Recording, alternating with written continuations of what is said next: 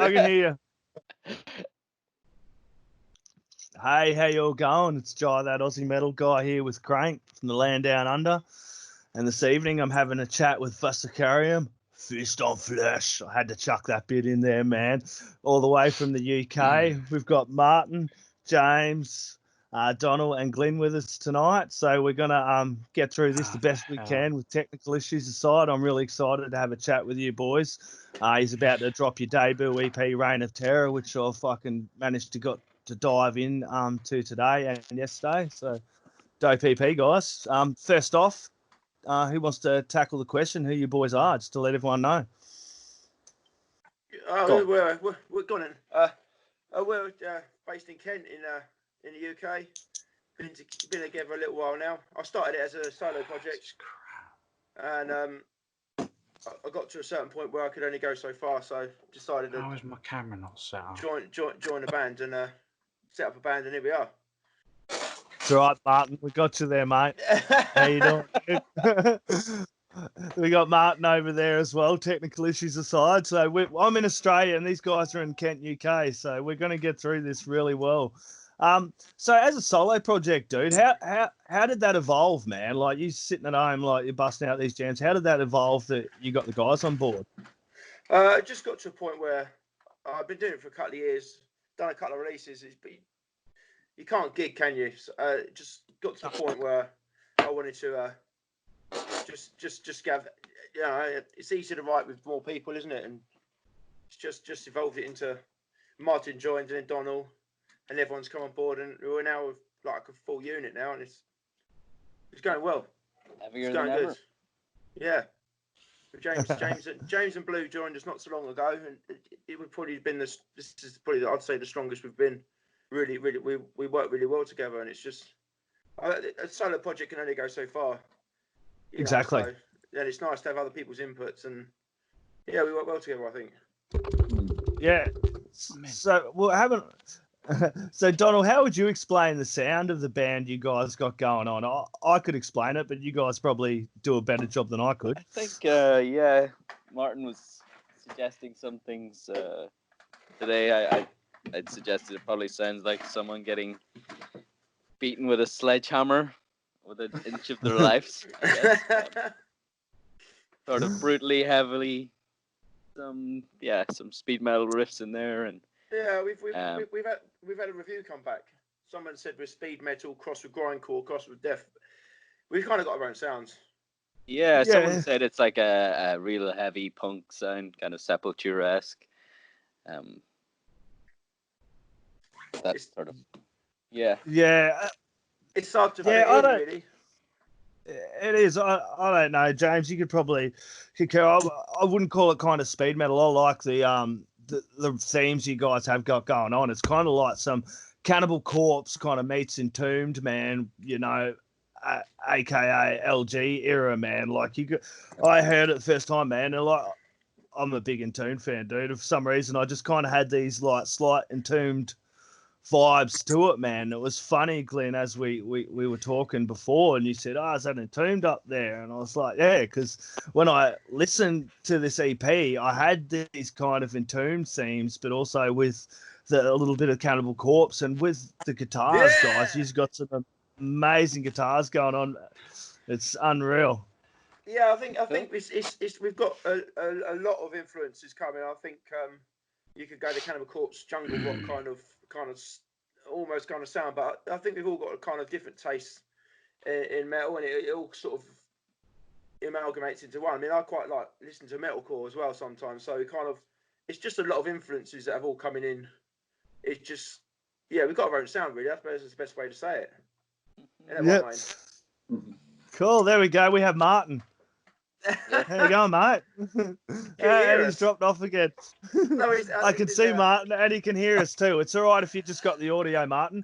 So I want to come over to the guitarist. First, probably James. Can I ask you, mate? How did you first get into guitar, dude? Well, it was about 11 years ago. I had a mate at school who was playing, and I wanted to be better than him, so I started learning. Literally, that's it. Jealousy. That's literally the reason. Good as And any. what were you? Mhm. There we go, Martin. Can you hear us yet, mate? No audio yet. That's all right. So what were you rocking, dude? Well, I want to go through, guys. I want to start with you, James, because we've. Yeah. Can you tell us a little bit about some of your influences, man? So you said you started about 11 years ago, man. You're like, fuck, I want to get better than someone. shit. Yeah.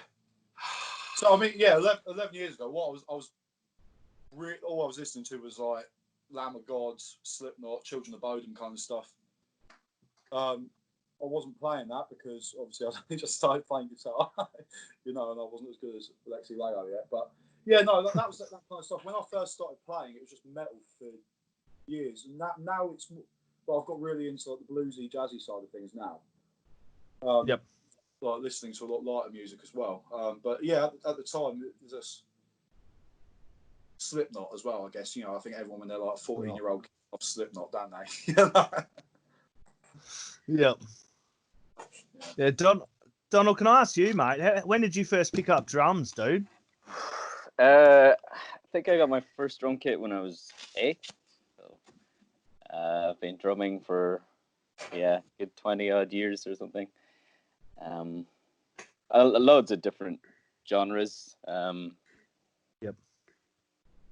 But yeah, mainly from about 15, doing a lot of speed metal, thrash metal.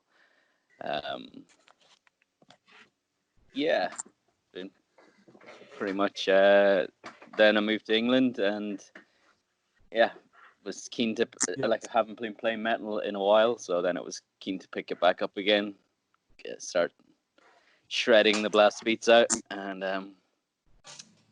then met Glynn and it all kind of kicked off from there. Yeah, cool, man. So what were some of your influences for you, dude, growing up when you were like first getting into drums there, man? It kind of like inspired you, dude. From drumming, I guess ranges, from grunge drummers, you got Dave Grohl, Smashing Pumpkins drummer Jimmy Chamberlain, but then obviously Joey Jordison, he's a big influence in terms of metal drumming. What else? Decapitated, Yep. Sick drumming. And definitely actually Sixth. I don't know if you heard of them. They're a UK band. They're kind of mathcore. It's pretty sick drumming. I think I'm only just about getting my head around those weird time signatures this far into it, but it's cool. It is. And Glenn, when did you pick up the vocals, dude? How long have you been smashing away? Is it just vocals? Were you a guitarist first, or when did you first? I started learning the guitar when I was about 12 or 13 at secondary school. I was a huge Sepultura fan, and that's really what got me into it. I've only really been doing I did the vocals in the band when I was at secondary school till about 16, 17, and played the guitar at the same time. But that was a lot easier than what we're playing now. And obviously, when I was playing the guitars in this band on my own, doing it, it wasn't until about about a year ago that I dropped playing the guitar and just solely did the vocals, just because it's just too complex to do both. I couldn't play the guitar and do vocals. It was too much. So I decided to just do the vocals, and that's why I stayed. Yeah. Well, I talked to a lot of people who picked up vocals, and it's usually instruments first. They've been playing an instrument first, and they've purely been kind of pushed into the vocals by other people from the band, or having to pick up vocals to play with their guitar. So, no, I wasn't pushed. I thought that it'd be I thought it'd be beneficial with the band if I just did the vocals solely, and then and then obviously we got James in and whatnot. So other than that, I didn't start out to be the solo vocalist, but it's just how it seems to have happened. So, and people seem to be digging the vocals, so I must be doing something right. Yeah. Well, who for you, dude? Some of the vocalists that have kind of inspired you. You've got to say Max Cavalera, really. Yeah. When I was a teenager, definitely. And Glenn Benton from Dare Side. Yep. Yeah, man, because that was for me as a teenager, dude. Max Cavalera was like the fucking unreal, man. He was like God for me. And then Fear Factory, man. I love Burton C. Bell. I also like Winston from Parkway Drive as well. I think his vocals are insane. He's doing some unreal things, man, isn't he? Yeah. Yeah, I did like the last album, man. They did cop a little bit of flack for it, but I fucking enjoyed the heck out of it, man. I enjoy the heck out of fucking everything they've kind of brought. I love that. I mean, they're at the pinnacle, aren't they? At the moment, they are at the top. You know, I mean, they're insane. Yeah. Yeah, I don't know, man. Like, fuck, you grab that last album, you play that for anyone, you go fucking have a listen to that. Anyone's not a metalhead, and they're going to tell you it's heavy, dude. I don't know. You probably agree the same, eh, boys? Like, fuck, man. So, can I talk about the Reign of Terror EP, dude? When did you start kind of initially working on this project, the EP? Because you were saying, yeah. It took us quite a while to get it was finished and recorded before Christmas. It was all mixed and mastered before Christmas. It's just a case of getting it all out. But I must have been out. It was probably be the summer. Yeah. Late spring, early summer when we started. When I think Reign of Terror first. I think we first done Reign of Terror, Donal, wasn't it? I think it's got to be the summertime. Yeah, summertime last year. So that's when the first song. And the Midnight Slasher was written almost in one rehearsal, one night rehearsal. That was done. That was the done. day I joined, essentially, we were just the first night Donald joined us. He just basically we did that, wrote it in one night. So and then it was only going to be a 4-track EP, but then we done the Sick and Depraved. Yeah. And I said this has got to go on the EP because it just for me that's my favourite song. Yeah, it's got a punch to it. Yeah, it definitely does, and for me, that's my favorite track off it, and I can see why you kind of went with that first as one of the main single off the EP, dude, because that's just beefy, man. The funny thing is, we've all got pretty much different favorite songs. I know James's favorite song is Reign of Terror. Yeah, definitely. And Martin's got a different favorite tune as well, but for me, it's Sick and Depraved. It's something I don't know. It's just something about it that. Yep, fucking good. James, tell me about your favorite track, bro, and why? What's your favorite track off the EP, dude, and why? Reign of Terror. Reign of Terror. It's the bit in the chorus with the chugging chords. You know, bam, bam, bam. Love it. So fucking good. Yeah, it's all over the place. It's all over the place. Simple as fuck that chorus bit, but just hard hitting. I love it. Yep. So when you were Donald, do you want to tell me your favorite track, dude, and why? I suppose I'll mix it up and go Midnight Slasher. It's the outro. I just absolutely love playing the outro on drums. It's just constant. Great. I love it. That's cool, man. So James, can you tell us a little bit of how you're working your riffs, man, and the song, your riff composition, your musical composition for this EP, dude? How'd you work that? You need Martin for this. I joined after. Yeah. He showed me all the parts. I went, cool. Yeah, well, we've got to get Martin on again for another time. Maybe I'll just have a chat to me and Martin sometime. Yeah. We'll have a chat about guitars and music for sure, dude. So, Donald, do you want to talk about what drum kit you're using, dude? Like, we'll go through. I want to find out what instruments you're using at the moment, dude.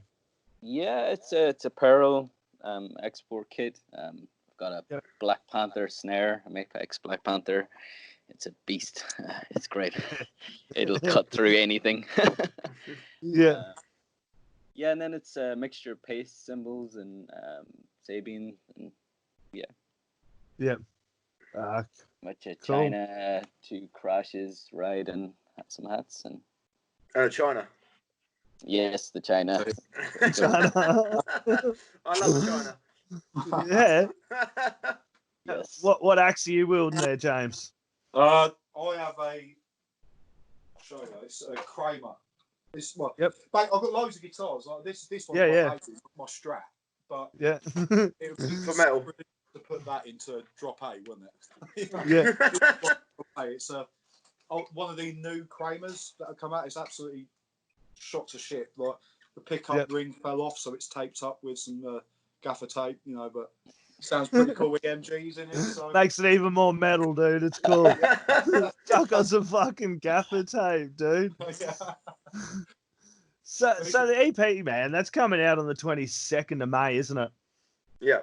Yep. So at the moment, I suppose it's the same in the UK. Everything's been thrown to shit. Like, he's probably expecting to play some shows and everything. That's probably all up in arms at the moment. I always want to do this, guys. Can we one of you kind of go through and give a shout out to where's the best place we can throw some support? Anyone watching this can get on there and give you guys some support, i.e. merch, anything like that. We've got both on Facebook and our website, www.vesicarum.co.uk. Our merch is for sale on Facebook and our website if they want to just pop on there. We've just got 2 shirt designs at the moment because we're waiting for the CDs to come back. Yeah. But the CDs will be for sale on there by the time the album release. So yeah, it's a pretty sick fucking designs, man. Who done your artwork? It's a chap called Remy Headsplit Design. He's worked with Suicide Silence and Whitechapel and Arch Enemy. I sent him a message one day saying, any chance you could design us like for Reign of Terror, and that's what he came back with. So he's also designed our rear cover, which is basically a dungeon with chains and bits hanging off it. So yeah, he's done quite a lot of work for quite a lot of top bands. Yeah, well, I'm looking forward to getting that copy. You're gonna be shipping worldwide, no doubt. Yeah, it's all on. Yeah, so it's all ready to go. It's just as soon as the CDs come in. Yeah, there we go, peeps. We'll get on that. Cool, man. So, what's the plan? It's all up on streaming sites as well. It's on Apple Music and Spotify if people want to jump on that. Here we. You go. Sorry, it's on Apple Music and Spotify as well. So if you want a digital copy, then just download it off that. Yep. So what have you guys been doing past the time in quarantine, man? Been cranking much music or like it's been crazy, dude. This is about all I've been doing, running around with my little 5-year-old and drums. See, there we go. That's been keeping me sane for the last while, I think. Yeah. It's me and Martin, we're already writing the next album. We've got a couple written already. Just working on another one now. So in some ways, it's been quite beneficial because we're just firing back. We work. He's sending me stuff. He works on my lyrics and I work on his riffs. And we've got another couple done for the next. We've got the next album on the go. We've not even released the EP yet. So in some ways, it's a bit of a beneficial being locked down, but at the same time, you can't. We had gigging, we had a gig lined up. We had a tour plans, and it's been gigging rescheduled. Crazy. It's all not being able to gig is crazy, that would have thrown everything up in the air, especially for guys like you in the underground scene. I've spoken to a lot of people in the underground scene that are feeling the same thing. It's like, where do we go now? We had this work, we're ready to drop it. We can't play any shows, and even with playing shows, you're only just fucking busting even. Like, it's not like you're playing these shows and it's like, I'm making dollars here. A lot of time. It's great, man. Like, you're playing these shows and you're fucking making little money, and all the money you're making usually put into your albums anyway. Totally. We had a tour.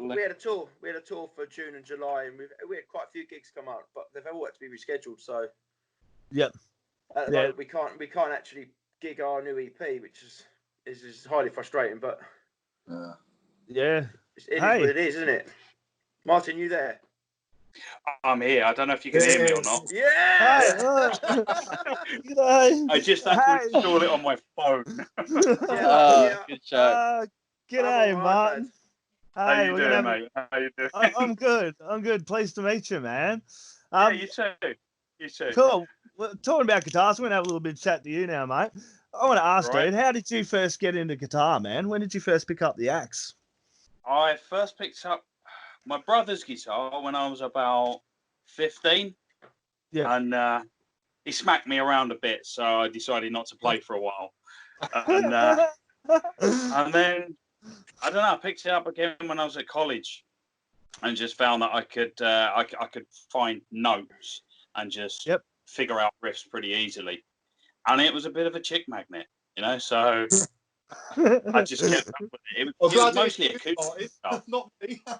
Yeah, well, the acoustic. Bit of See, Oasis. that was my problem. I never picked up a guitar, so. So what was your first guitar then, man? My first guitar was an Aria Pro Flying V. Yep.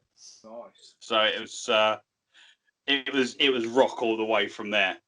Yeah. And then I just picked up a few as the years went on.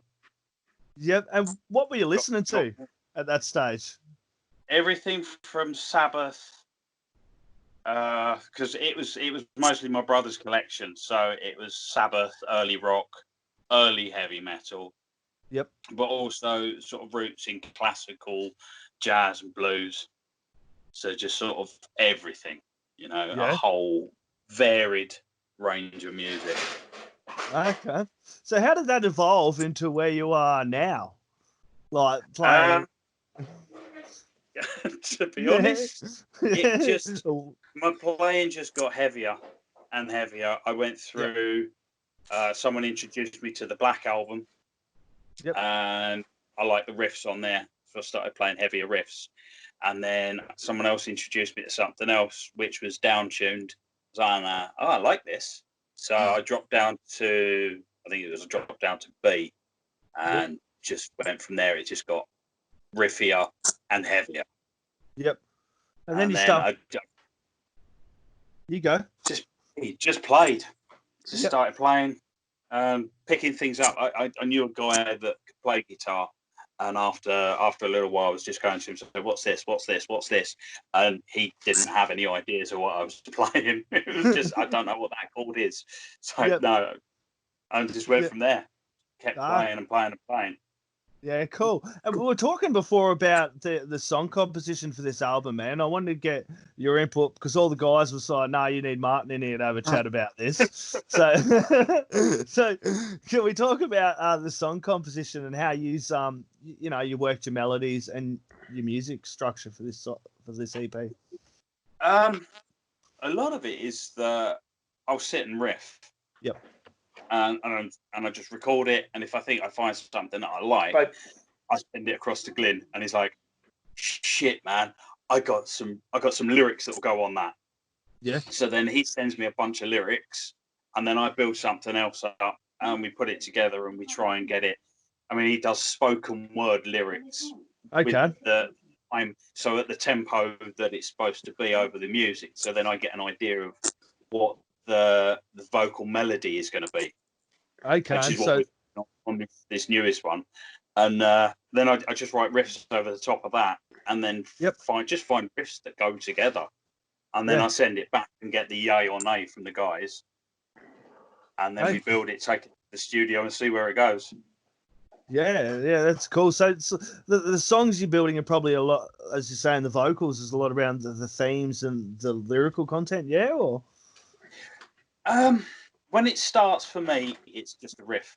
Yep. It's just a riff. I pick up a guitar and I just start to play, and then whatever comes out comes out. Some days I don't do anything. Other days I do a complete track, and I'm like, I really like that. And then we go through it again, and I read some of the reviews that we've had on the EP and think the track that I've just written is too much. Yeah. So I scrap that and start again. So do you take much into account with the reviews? I don't know whether you should, but opinions are like arseholes sometimes. I was told, hey, I hate writing reviews. Like, I like chatting to guys like you. I'd rather you talk about the album and things like that. And I listen to some reviewers, and I think, man, you're just a fucking metal elitist scumbag, kind of, really, dude. Sometimes, I mean that in the nicest possible ways, but I don't know if anyone wants to add, but it just feels like the metal scene's. I don't think we're big enough for metal elitists, man, and kind of does my grinding a bit sometimes.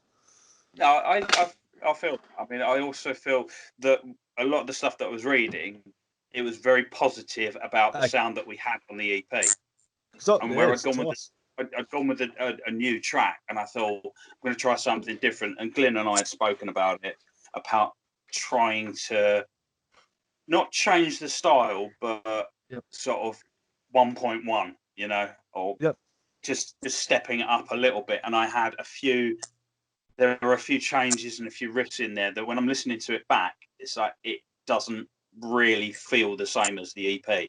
And I know we need to evolve as a band because you always do, but let's stick with what we've got, with what works, and let's evolve naturally. So as we all get together and we're all starting to play it and we bring it in, once we get it into the studio, it comes out completely different to how it went in. So I have a basic idea. So I thought, get rid of all the prog chops and all of this crap, go down to pure energy, to the grind, to that push that the EP has. I mean, you've got some riffs on there that they just power through. You know, it's like a juggernaut. And I'm going to try and go back to that kind of riffing rather than trying to get fancy little trills and triplets in there, because that just doesn't stick to what we've got already. Yeah. Yeah, that does totally make sense, man. You've done a fucking killer job on this EP, man. It really does, Crannk. You should all fucking tip your head to it, man. I've enjoyed cranking the hell out of it, man. Martin, can I ask, dude? I know this is like picking a favourite child for every artist. I've asked all the boys as well. Do you have a favourite track on the EP, dude, and why? I like Rain. I really like Rain. I like the complexities of it because it's our longest track. It's not just in your face, brutal. It has those elements, but we've put in subtleties as well, where it goes into the melodic harmonies and things like that. I love the way that it changes. I like the intro.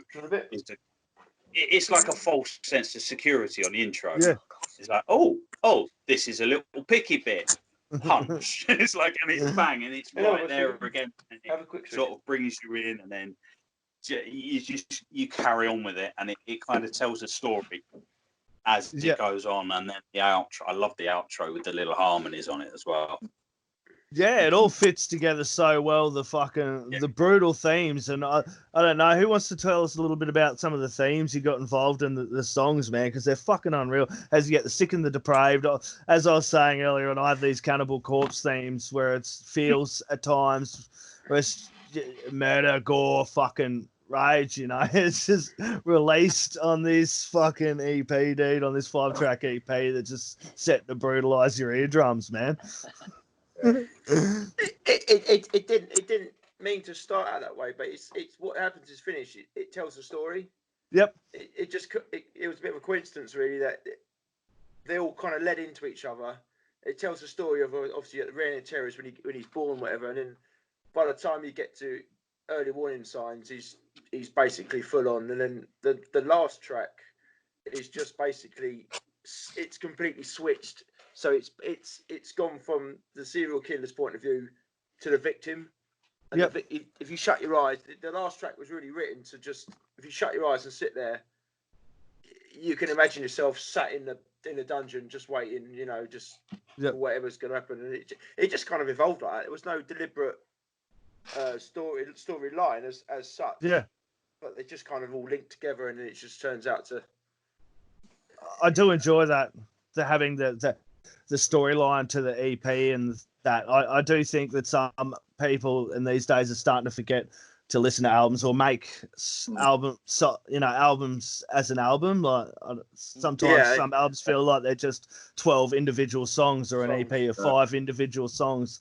They don't tell a story. And for me, when I hear an EP like yours, and I was listening to one the other day from being Glynn in the Corner, they do the same thing. They tell stories with their albums, dude. It's a good way of listening to it. And I don't think we should forget that shit, man. That's for sure.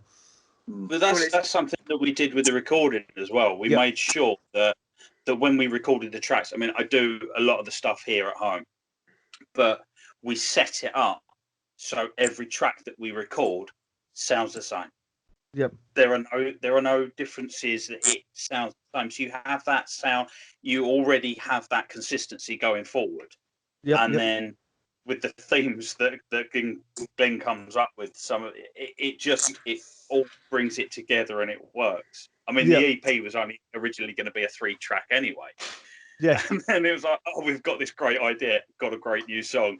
And then Glynn came out and said, well, I've got an outro. And he sent it across. It's like, that is just sick. You know, so it all just kind of pulls everything together. So like you say, it's an album rather than a bunch of individual songs. So it all sounds the same. It all has that underlying storyline to it. Yeah. But each song is an individual because each song has its own story. So it's part of the narrative for the whole thing. It's just like each bit is a chapter. Exactly. So the best way is to get the album and digest the whole thing and crank each song really fucking loud in your car or wherever the hell you are, everyone. Okay, cool, guys. Before we go, did you all want to have a little bit of a shout out there, guys? Start with you, Donald, over in the corner there. Oh, just to anyone that's helped us to get where we are along the way so far. I mean, the label One Eye Toad, I guess, that's a big shout out to those guys. But yeah, generally, I'd say Glynn probably knows more specifics about who's who. But yeah. Cool. James, did you want to shout out to anyone or anything before we go, man? What Donald said, One Eye Toad. These guys for having me in the band. Shout out to them. That's about it, yeah. Cool. Martin, did you want to shout out to anyone, man? Shout out to Skype finally working for us for one. Just install it on my phone to actually get a part of this conversation. Yeah, I mean, the quickness of Skype for installing is great. But no, all the guys that are following us on Facebook, I think they're going to be a big push for us. I mean, we got like 5.5, maybe 6,000 followers on Facebook. So once the whole gigging thing starts and we get all up and running, then I think they're going to be a big part of what we're going to be doing. So a big shout out to everyone that's listening to us, that's thinking of listening to us, that's waiting for this EP to drop. Just hang in there. We're going to be there soon enough. Well worth the wait. It's well worth the wait. May 22nd. Glynn, do you want to shout out, mate? Oh, go on then. They're going to say Lewis and John from One Eye Toad. They've been helpful all the way. Their support and advice has been valuable. Got Graham, who recorded the sick vocals and mastered the EP, and then Joey, he recorded all the other vocals, and just anyone else who's followed us really. I mean, it's just it's blown up. We've only had a single come out, and I've just been busy on my phone and tablet for a whole week. So anyone who supported us and who's downloaded our tracks and who's basically just all the contact is just that's it. Yeah, great. All the best, guys. Awesome. Thank you very much for your time. Before we go, Glynn. we have a music video on our YouTube channel of the Sick and Depraved. If listeners I'll add in all the links for you guys. I'm going to add in all the links for merch as well. There we go. We're in Australia. Get rid of that. Well, I'll add in all the links for the merch and everything else as well there, guys. So everyone watching this can get along and purchase some merch. Check you guys out. Check your Facebook. Check your YouTube channel and everything as well. So I'm hoping everyone can get along and show you boys some support as well. Vesicarum, fist on the flesh. Thank you very much. Cheers, boys. Cheers. Take care. Cheers. Thank you. Cheers.